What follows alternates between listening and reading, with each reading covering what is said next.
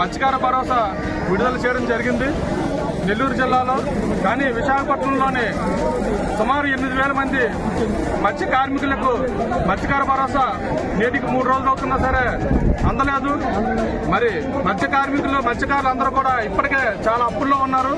ఒక నెల పోతే సముద్రంలో వేటకు వెళ్ళాలి. ఈలోగా ఈ ఉత్తరాంధ్రలో ఉన్నటువంటి మత్స్యకారులందరూ కూడా వలస ఉద్యోగులుగా బతుకుతున్న పరిస్థితి. అందరూ కూడా విశాఖపట్నం వచ్చి అద్దెంట్లో ఉంటున్నారు. ఈ 2 నెలల పాటు కూడా అద్దె కూడా కట్టలేని పరిస్థితుల్లో ఉన్నారు. పిల్లలకి తిండి కూడా పెట్టలేని పరిస్థితుల్లో మత్స్యకారులు ఉన్నారు.